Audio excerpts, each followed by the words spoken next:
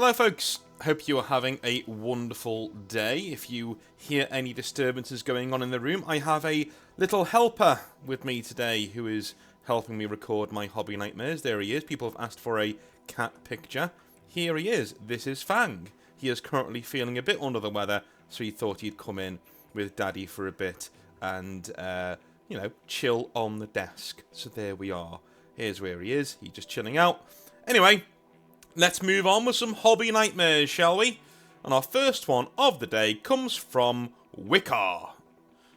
Is it Vicar or Wicar? Because you have a W in front of your name with Icar at the end. But anyway, he says, "Hello North. Call me Wicar." I have. I love Warhammer 40,000, but it has one problem, and that is Warhammer 40,000 players. I am sure you know what I mean.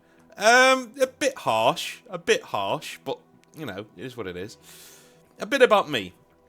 I have been in the hobby for about 10 years, and I've had many highs, but also many lows as a result. I have quit the hobby and returned twice, usually quitting at the end of an edition when the rules get bloated and cumbersome, and the last codex released sometimes becomes an unbeatable monstrosity, then coming back again once I'm done having a sulk. In the past, most of my time has been playing competitively. That's not spelt right, I don't think. In the past, most of my time has been playing competitively. And as ashamed as I am to admit it, I was one of those players whose hobby satisfaction was based on how many games I could win. It's a brittle satisfaction. Very, very brittle. Since coming back to the hobby again 6 months ago, I have primarily focused on painting and trying to become a good opponent. I've been playing casual games and found my love for the hobby again in its purest form. Cool models, nicely painted, fighting ridiculous battles in a ridiculous setting, and it's awesome. I have moved to a new area since commencing the hobby again, and I joined a local slow grow league which suited me perfectly. The basic rundown of this league is as follows. Number 1.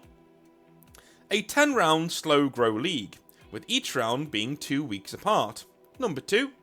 Pairings are announced at the beginning of the round, and results of the game should be in before the next round in 2 weeks' time. Number 3. Each player chooses a faction at the beginning of the league and play that faction for all 10 rounds. Number 4. The first round starts at 500 points of models, and increases by 500 points after 2 rounds, to a max of 2,000 points. Number 5. A small prize pool will be distributed across the top players at the end of the league. This was perfect for me, as I had started a game with a small force of Chaos Demons, and it gave me the motivation to paint and build up an army at a reasonable price and pace. I went through round 1 to 7 with no issues. I actually won all of my games. Worth noting here, I was not power gaming or building busted lists. I bought a few demon lots on Facebook and used those models. I do not use, still do not own, a greater demon. I had great games with my opponents and had no issues. Now let's get to the nightmare. My round 8 opponent had their faction listed as Deathwatch. No drama. I knew that they had a detachment in the new Agents of the Imperium Codex and was looking forward to playing against it. I rock up to our arranged game and am presented with what can only be described as a 20-something-year-old human-sized praying mantis in a Pokemon t-shirt. Let's call him Buggy. From the get-go, Buggy was obviously autistic. Not just a little, but very. I had been warned prior to my game about Buggy from the tournament organiser of the league, and knew other players had issues playing against him. The tournament organiser had also asked me to make note of what detachment Buggy was running prior to our game. And sure enough, my Deathwatch opponent was not running the detachment in the Agents of the Imperium Codex, but decided to run the Firestorm detachment from Codex Space Marines instead.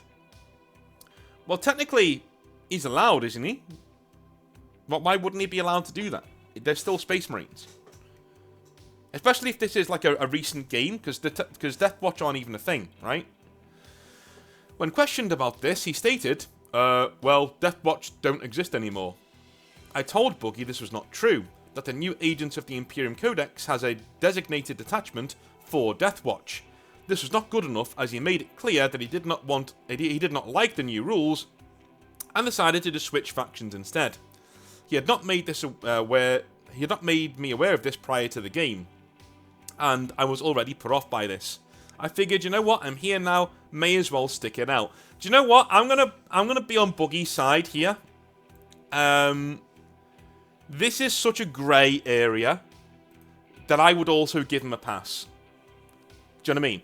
Like, Games Workshop annihilating the rules of Deathwatch and saying, you need to only take this detachment from this codex that you don't like and don't want to buy, or you can't play your army, is bull. Do you know what I mean? So I would actually come down on Boogie's side here. I would say he should have told the tournament organizer and you beforehand, right? And then offered to pull out of the league if you didn't let him do it. That would have been fine. No problem at all, as far as I'm concerned. And of course, being reasonable, you would let him do it. You'd be like, yeah, dude, if you really don't like that codex, and they're not very good rules, fair enough, just use the Space Marine one, it's fine. Do you know what I mean? Because they're still Space Marines. At the end of the day, they are Space Marines, they're just Deathwatch Space Marines, you know? It's not like Grey Knights when they've got their own entire thing, and yes, they are a chapter of Space Marines, but they're not really. Do you know what I mean? Anybody with the Emperor's gene seed isn't a normal Space Marine. Do you know what I'm saying? Like, even their rules aren't very Space Marine-y. They don't play like Space Marines. So that I would say yes. But Deathwatch definitely play like Space Marines. In fact, Deathwatch back in the day played more like Space Marines than Ultramarines. If you read about Space Marines in the lore, they resemble Deathwatch a lot. Surgical firepower, deep striking right into the midst of the enemy. Very Space Marine. Anyway. Now we get into the game. Boogie at this point states he has not lost the game so far. And I said, neither had I. He then states that he has the tools to deal with my list, whilst criticising my choice to not take a greater demon. Okay. Bit of douche behaviour, but whatever. Now we get into the game. The terrain ruling for this league was to use the WTC format terrain. The store that we were playing at didn't have a WTC set, so we used basic ruins. Okay. World Tournament Circuit, does that mean? Does that mean World Tournament Circuit? Let me just see. WTC meaning in 40k. It means World Team Championship. Okay, alright. World Team Championship. So there must be standardized terrain then. Okay. The ruins all had fully open windows, and WTC terrain works with majority of bottom floor ruins are line of sight blocking. So imagine my shock when Boogie stated that we were using true line of sight. Basically, everywhere on the table is visible. I told Boogie I refuse to play this game if he rules it that way, as I will not be able to survive past turn 2 against a gunline marine army if I cannot hide anywhere as demons. He relents here, but I can tell his brain was breaking a bit for not getting his way. Well, good for you for sticking to the rules. To summarise, before any models had hit the field, Boogie changed his faction, conveniently, to one that is excellent against demons. Also, has tried to make a ruling in the game that's against the rules and would guarantee him an overwhelming victory. The game starts, and it's going bad for me. Failing 3 5-inch charges in a row, and falling behind on points rapidly as a result. Whenever something went well for Boogie, or bad for me, he would make noises, whoop, dance, and be a nuisance in general. He would tell me my rules, movement ranges, etc. for my rules while I'm moving them, as if to remind me, and this drove me insane. I know how to play my army. When I killed units, Boogie would say, I don't care about those, they're expendable.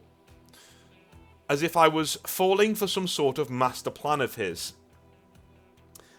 Do you know what? I'm trying to figure out how much of this is him, and how much of it is his autism. So I've said many a time, you know, do not treat your mental problems and your illnesses as crutches for being a dick. I've said it once, I'll say it again. Working in the hobby for so long, and being around people who have been into the hobby for so long, I've come across rather a lot of autistic people, right? People who have their issues. Not one of them has been unpleasant to me. Not one. Yeah, and some of these were severely autistic people. who've had issues in the past, in terms of, behavioural in school or whatever, right? But not one of them, when they're adults, when they're grown-ass men, have had a problem with me or anybody around me, especially playing 40k. In fact, they're easier to play against. Why? Because they remember every rule from every codex of this edition. They're obsessed.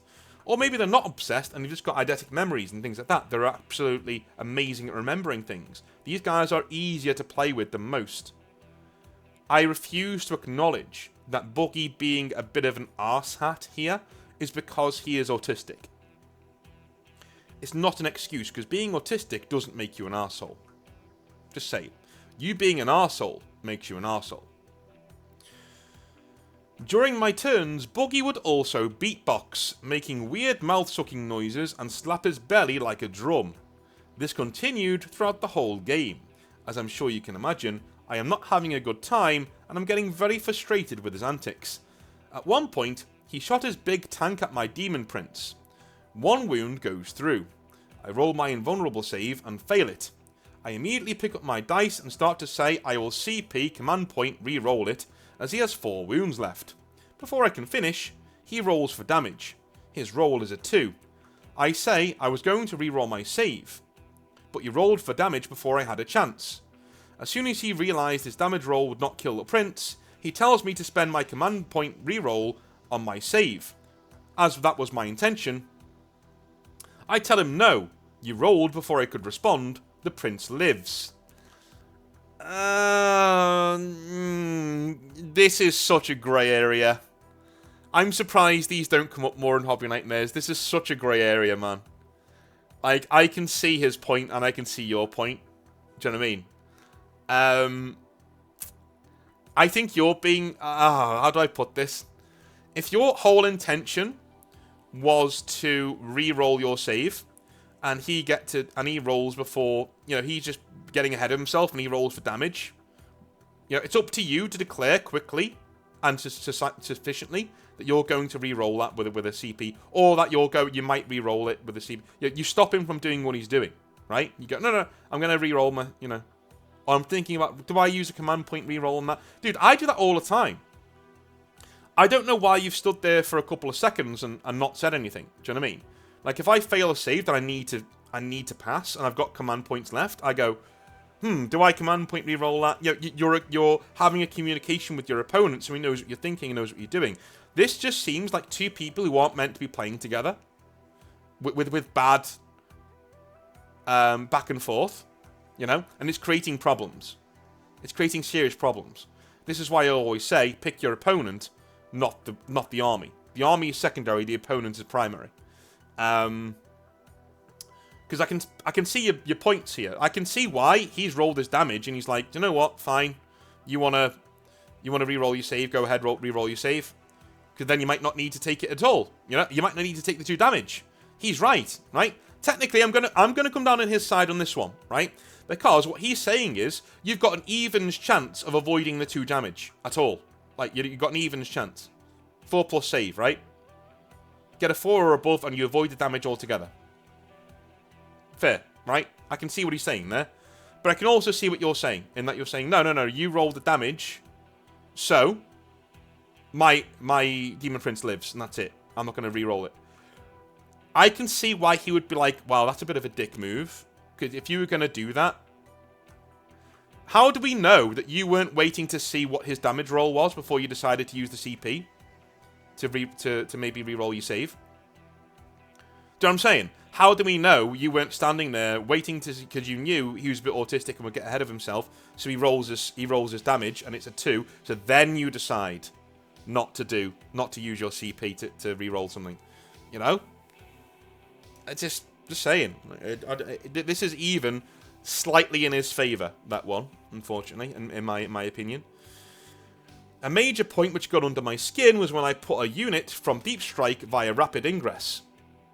I placed them down, looked and said, I do not believe that these can be seen, do you agree?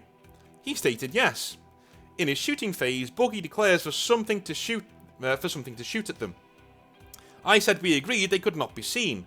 Boogie says that we agreed his tank could not see them, but his Dreadnought just could now, for some reason. Yeah, okay, yeah, that's a bit douchey. By this point, I had lost all will to play this game and live through his general annoying habit, so I let him do it. The next turn was the final turn. As I stated, I don't care to play through it, and for Buggy to just score himself up. This may sound like quite tame in terms of Hobby Nightmares North, but I've never ever felt so frustrated in this hobby. Under my breath numerous times I said things like, shut up, and what the hell is wrong with you, and I know how to play the fucking game, thank you. For me, as a relatively chill guy, that's kinda huge.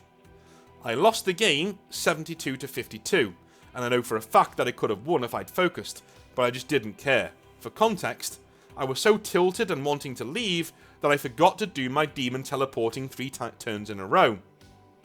The major stratagem of my list. I just wanted the torture to be over and go home. The fact that I could tell this guy was autistic was the only thing keeping me from telling him directly that he's a dick and walking out. In retrospect, I probably should have. I left and informed the tournament organiser that Buggy was playing the Firestorm detachment and not Deathwatch. The tournament organiser said he had suspected he was doing this and that he will deal with it. The tournament organiser asked Buggy twice in the group chat if he was playing the updated Deathwatch detachment. To no response from Buggy. The tournament organiser informed me that he had confronted Buggy about this and sent me screenshots of the conversation. In essence, this is what happened. Ooh, okay. Number 1. Buggy stated that Deathwatch were now dead, and that as a result, he pivoted to generic Marines. The tournament organiser stated that Deathwatch is not dead, and Buggy knows this. Number 2. Buggy then stated that he informed people that he was changing factions. What Buggy failed to mention was that he told this to his mates, and not the ones in the league. Buggy refused to acknowledge that his index was replaced by a codex. Number 3. Buggy claimed he never saw the messages in the group chat where the tournament organiser asked what detachment he was running. Very convenient, since Facebook Messenger was the way we all communicated with him. Number 4. The tournament organiser stated that as per the rules, you pick an army at the start of the league and stick with it all the way through. Number 5. The Agent of the Imperium Codex was released 2 months ago by this point, and as such, his round since then, he will be marked as having losses. Ooh, and number 6. As Buggy was in the lead at this point, he decides to hereby resign from the league and proceeds to leave the group. I'm not going to lie, North, at this point I felt bad. I hoped that I hadn't ruined this guy's hobby and shot at winning something, but by the same token, he was an awful opponent and knowingly broke the rules of the league. As you have stated before, autism and mental health and illness is not an excuse for poor behaviour. Yeah, this is going to be one of the greyest hobby nightmares we've ever had. I'm not sure there is a bad guy in this situation. Do you know what I mean? I think this is just this is a true hobby nightmare. Because everybody loses in a certain way. Do you know what I mean? Like, Buggy doesn't get to play his game, and you don't get to have your victory or play a good game with somebody. Buggy doesn't get his wins. Yeah, he should have told people that he was changing armies and that, and tried to clear it with you first. But, like, I could sort of see his point about changing armies. Like, if they've decimated his army and made it nearly unplayable, do you know what I mean? Then I get it. But without knowing what edition this is, like, what edition even is this? Did you say? I don't think you did.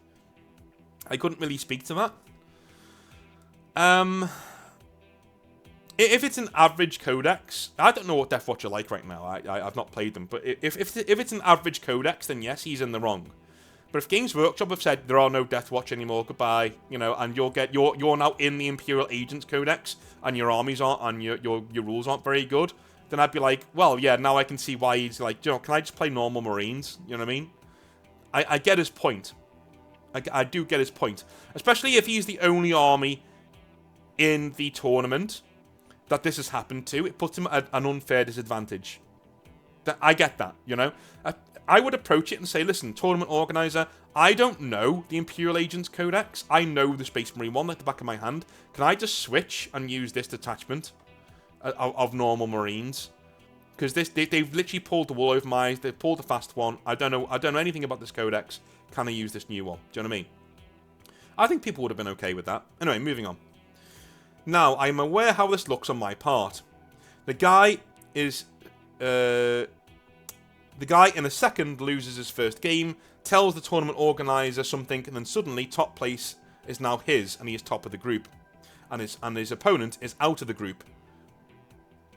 As such, I have informed the tournament organizer that if I end up winning the league, I want a vote to happen for best sports, and that player will receive the first place prize.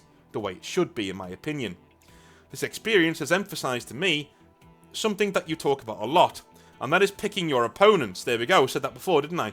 It is paramount to our enjoyment of this hobby. It is why I have stayed away from tournaments, because I have no control over who I get to share my precious hobby time with. Dude, that is... you've said right there why I don't do competitive play in tournaments. It's not because I don't like competitive play. It's not because I don't see it as the true hobby or whatever it is. No. You play the hobby however you want to play it. All power to you. But I'm going to read that again. It is why I have stayed away from tournaments and competitive play. Because I have no control over who I get to share my precious hobby time with. I'm the same. That is my reason. My hobby time is precious. I don't get a lot of it to play 40k, and I don't want to play it with random strangers who might ruin my day. Yeah, all there with you, man. I have a lovely wife and a baby due soon. Mazel tov. Well done. Glad to know it's all in working order, if you know what I mean. So my hobby time will naturally reduce and become even more precious from now on. This league has helped me find opponents who I would like to spend more time with, and I'm grateful to find my people. But it wouldn't be 40k without a buggy every now and again. Cheers, North Wickar. Cheers, mate. Brilliant. Brilliant stuff. Alright. We have our next hobby nightmare from Steph. And he says, hey, North. I hope you and the family are doing well. I am. You know, the cat is a bit ill, but apart from that, we're alright. I thought I'd share a story that I was involved in, and it's quite short, as it made me incredibly happy and gave a younger lad a start to his army. Earlier this year was my mate Ed's 40th birthday. Naturally, he threw a big party. In the years since school, all our friend group has kind of moved on apart geographically. I've stayed in Southampton. Several moved to London, including Ed, but my best mate Ash, the world's littlest hobo, had moved to York. Hobo and I had been mates in the 1990s, getting into various shenanigans and scrapes. We were both into the hobby as teens, but had drifted away from it before returning to it in the last few years. At the 40th birthday party, Hobo was telling me that he and his lad were getting back into things hobby-wise, and we were chatting paint. I'd gotten back into the hobby a few years ago, so my painting was a little more progressed than his was, and it was great to be able to pass on a few tricks that I'd learned in the meantime. He told me his son was starting to get into 40k with an ultramarine army. He particularly liked the Gilliman model I posted on my Instagram and asked if I'd mind FaceTiming his lad to talk him through painting it. And of course, I'll always be happy to help and give tips, etc. But the drinks were flowing and a great time was being had. I thought to myself, if he liked it so much, he should probably have it. I make the offer to Hobo, that if he gets me a new one, he can have mine, which he accepted. Now, I believe in being sober. I believe in being sober. I believe in doing sober? What does that even mean? Now, I believe in doing sober. I'm going to read it as it was written, alright? Now, I believe in doing sober. What I said I'd do when I was drunk. So, I very carefully package Gilliman and send him off. Okay, so you were regretting it when you were drunk. Fair enough, right, when you were sober later on, okay. A week later, I get a package through with a new model, a bottle of Jack, and a handwritten thank you note from Hobo's son with a picture of my model on his desk. It's given me a warm, smiley feeling for these last couple of months, and I'm looking forward to playing with them both when we next meet. I've attached a picture of the model if you wanted to see or show it, I will do. I know it's not really a nightmare, but sometimes it's good to hear something nice. Keep up the great work on the channel, and hoping health and happiness for you and your family. Steph, cheers mate, thank you very much. Let's have a little look-see at your Gilliman model. Is he around here somewhere? Here he is. Green sword. Interesting choice. Yeah, that's super good looking, man. That's really good. That's awesome. Well done to you. That's brilliant. Nobody covers the boy up, so I'm going to put him over there. I'm going to put Gilliman down here. There we go. Excellent, excellent, excellent stuff. Right, moving on to our final hobby nightmare of the day, and it is from Non-Nightmare Dave. Alright, cool. He says, "Hoy North, I hope you like the name I chose." Okay. Yeah, that's cool, that's cool. Yeah, those of you who've been around for a while will know why that's a funny name to have on the channel. "I've been a long-time subscriber to your channel after a former colleague at Games Workshop recommended I give you a watch when I left the company about a year ago." Okay. "This is not your typical Games Workshop is awful nightmare. It's more of an overall commentary on what being a Games Workshop retail manager in a one-man store is like. Despite never facing the issues you and others have faced, I know plenty of managers who were hazed and bullied or made to quit because they didn't brown-nose the right rectums, I still had to walk away from what I thought was once going to be my all-time dream job." Okay. "I played the game when I got to Games Workshop mainly because I knew people who were already there, and they told me who to get in good with and what things to avoid mentioning or doing at all costs to keep my job. These included," I know you love lists. I do love lists, thank you. "Number 1, things not to do. Never ever bring up gaming in stores in a positive light. In fact, openly state to others and any who may hear that it is a bad thing, even if you feel the opposite." Dude. Wow. "Number 2, always populate your gaming area, if you have one, with trusted players who will not tattletale on you to management. I've seen a manager get an official warning when one of his regulars outed him for playing games in his store." I think that was in a Hobby Nightmare once too. Dude, yeah, weak behaviour. Weak ass behaviour. Like, not playing games in Games Workshop, we've not talked about this for a while. It is a really weird decision. It is a very, very, very strange decision to make.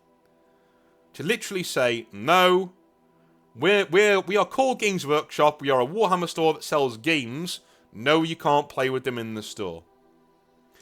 Now, I understand why they did this. They basically want their stores to be like Apple stores. So you come in, you get your product and you leave, sort of a thing. And whenever I've heard it touted to me, people say, well, when you go into a video game store, you're not allowed to just sit there and play video games all day. No, but this isn't a video game hobby, right? This is a wargaming hobby. This is different. Do you know what I mean?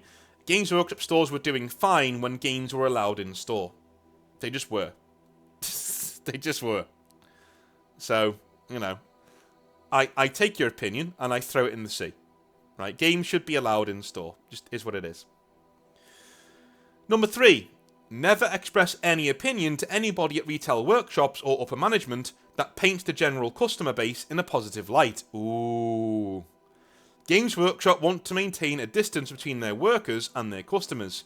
It is quite adversarial, especially post-2020, and I think you know what I mean by that. Yeah. So I think you mean when they did the old, you know, you will not be missed. Yeah, that one. Yeah, I get what you mean. Since then, yeah, I understand what you mean. But even when I was there, dude, I was there before 2020. Even when I was there, it was very much. Whenever I would hear anything about customers, it would be derogatory. It would be like, you know, they would never call people names. They would never like say, oh, you know, but it would always be like, ugh, you know, like it would be one of those attitudes of, ugh, well, why would we even entertain these people and what they think, you know? It was kind of like that. Not great. I know, not great. Number 4. Do not ever bring up the prices of Games Workshop products if you expect to be kept on the good list. Not even to your friends in the company. And number 5. Higher-ups and human resources are not your friends. They may act like they want to have a conversation with you, but that is not the case. They wish for you to sit and listen whilst they talk. Change that dynamic and risk your job. Smile and nod, my friend. Smile and nod. Yeah. Did I ever tell you, you guys, at one retail workshop, I was talking to the head of retail, at least in Europe, and he was talking about Elite Dangerous, or whatever, you know, and they're playing Elite Dangerous, and I said to him, oh yeah, you know, that's cool, you know, I like Elite Dangerous too, and I spoke for like a couple of seconds about what I thought was cool about the game, right? He sat there and looked at me like I just slapped him in the face. I didn't interrupt him. I waited for him to finish. I went, oh, that's really cool. And then I said my little bit for a couple of seconds, and I expected him to just carry on the conversation. He looked at me like I just snapped him in the face. Yeah. Later on, I was reprimanded for interrupting him. He'd finished what he was saying, and he was sitting there for a couple of seconds, and he even went to get his drink, to have a drink. And so I was like, okay, maybe now he's waiting for me to say my piece. So I said my piece, but apparently not. So yeah, this is true. This last one, definitely. Higher-ups and HR are not your friends. They may act like they want to have a conversation with you, but that is not the case. They wish for you to sit and listen whilst they talk. Change that dynamic and risk your job. Just smile and nod, my friend. Smile and nod. And you know what? The more famous people at Games Workshop are the ones who are really pleasant and nice to deal with. Duncan Rhodes, mate. Really nice bloke. Like, really, really nice. Super nice. Couldn't do enough for you. Like, you could sit with him, talk to him, have a gab, do whatever, get painting tips. He couldn't do enough for you. If you had shit to do, he'd go and do it and be like, I'll catch up with you later. But you know what? Okay. So, there was this one time, and I've mentioned this before with me and my trainer. We were outside, and you Duncan Rhodes is out there just smashing an hard case with a sledgehammer, as you do. So we're out there having a chat. We walk away. And as we're walking back to the building, I say, oh, listen, yeah, I really like what you're doing, blah, blah, blah. You know, do you know how to feather on swords? It's one of the main things I've never been able to know how to do, because he hadn't done a video on that yet. And he said, I do, but I will catch up with you later on. Fine. He moves away. We go into the public part of the Warhammer world. If you don't know what about Warhammer world, there is a public part on the left and a behind the scenes part on the right, where you go in for all of your meetings and stuff and things like that. Technically, there is meetings that happen in the left-hand side part as well, but it is what it is. So, we're moving in, we go and have lunch, and we're sitting there in the canteen having lunch, and who sits down? But Duncan sits there and talks me and the trainer through feathering on swords, because the trainer didn't know how to do it either, turns out, right? So he sits there for 10 minutes, writes down on a little jot of paper what to do, and how to do it, and where to do it, you know. We have a little chat, and then off he goes to have his lunch. Like, and that's the kind of bloke who does work at Games Workshop. They are there. These are nice people. There are tons of nice people there. But the actual management, the middle managers, the people who are... Even the head of retail is a middle manager, by the way. He's not a big manager, he's a middle manager.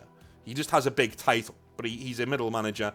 The higher-ups are above him. And even people like Duncan Rhodes, people who have gone beyond Games Workshop, and it would be really bad if they sacked them, they are also above the head of retail, because it would cost them more to sack a Duncan Rhodes than it would to sack a head of retail. Do you know what I mean? They would lose more doing that. And Duncan left of his own accord, right? He left eventually. And has had nothing but nice things to say about Games Workshop, because that's the kind of bloke he seems to be, right? Same with Suggs, same with anybody that I've seen leave Games Workshop. These are the nice people. These are the people who were in Games Workshop that you would actually, they would give you their time. I never spoke to Suggs or anyone like that, you know, but like it was only Duncan. But it came across that these are the kinds of people who are good and you can talk to. And lo and behold, they're the people who left. They were never sacked. They left.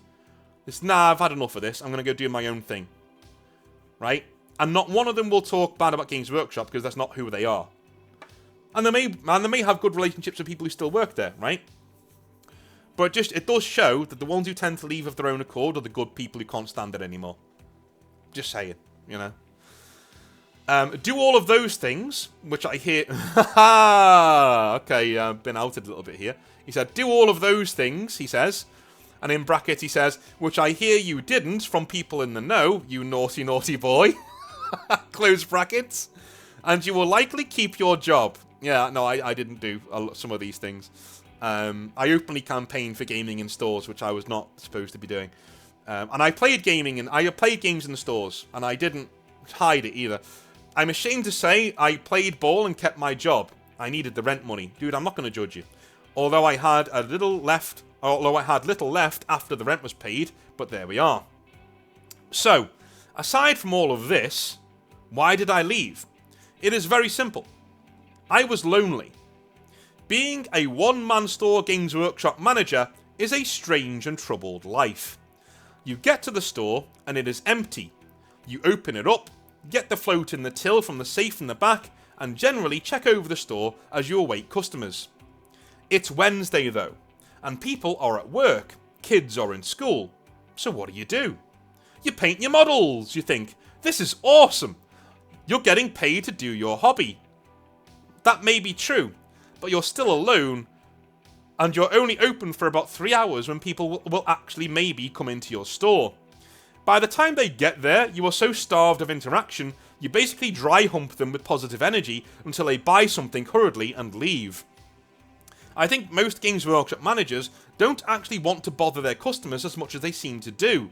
They are just lonely and want somebody to talk to. You've got a point. I think you've got a point.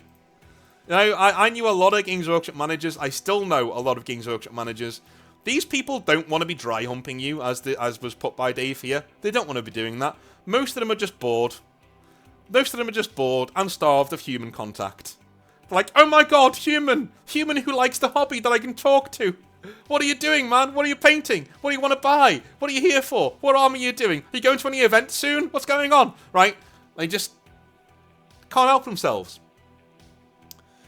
Painting models on your own is amazing for the first week or two of the job. And then it starts to grind you down. You start to think about things to do with your job that irk you. Are your numbers up? Why is your store so empty? Are you failing as a manager? What must the higher ups think? You're going to lose your job. How are you making rent this month? You try to find things to do. I actually spilled a load of Mephiston Red on the counter on purpose once, just so I had something to do to clean it up. The boredom became that bad. Then, you run out of models to paint, and, because of the low wages generally, you can't afford more models even with the 50% discount. So now, you are sitting there, resentful, waiting for the clock to tick over so you can go home on really slow days, which do happen in retail, you may go into your Games Workshop store, wander around for 8 to 9 hours with nobody to talk to, completely isolated, and then lock up and go home to get your train. It was soul-destroying. You feel like a total failure, and let's be honest, most of it is not really your fault. Retail is retail. You have ups and downs. I've worked in Marks & Spencer's store, where hardly anybody came in every now and again, and that was a top high street store. But you are a niche manager in a niche market, peddling a niche hobby. The slow days are more common than the busy ones. Dude, you have put this so well. Like, I'm never going to be able to do a video on Games Workshop again at this rate. At Games Workshop, you're not allowed to advertise. You're not allowed to promote yourself or your store beyond offering people introduction games and painting sessions, if they so happen to walk in. You're not allowed to do events or have games in the store. You are effectively trained to have people come in, buy, and then get the fuck out. It is a machine of loneliness that makes you miss your colleagues if you ever had any. By the time you get into a retail workshop and you meet other managers, you start to think, am I crazy? Everyone seems to be so happy there. Then, you remember the rules you were made to memorize before taking the job. These are fake smiles. Nobody wants to get kicked out of heaven. So that's why, after several years as a store manager and of multiple UK/EU stores, I left. Things are going great with me now. I have my own business and I work hard with my colleagues. I can't wait to start each day though. Anyway, thank you for letting me vent. Keep doing what you're doing. Cheers, Dave. Dude. Yeah, I don't think anyone's triggered me that hard with memories since I started this channel. Like that triggered me. I'm not gonna lie. That makes me feel really, really. Ugh. Yeah. Yeah. That was a slow creeper of a hobby nightmare as well. It wasn't like in your face. Games Workshop are terrible, just like you said. It was more of a slow burn.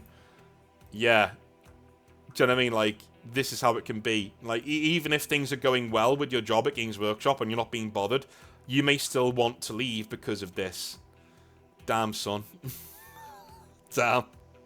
Damn, the memories are coming back now. Yeah. So if you think it's a dream job to run a Games Workshop retail store, just think again. Yeah. As this guy says, painting your own models and getting paid for it, the novelty wears off after a time. Just saying. Anyway, I love you a long time. I will speak to you tomorrow where we're going to be going over some 3D printing and whether it's ready to take over the hobby. I'll see you then. Have a good one. Bye now.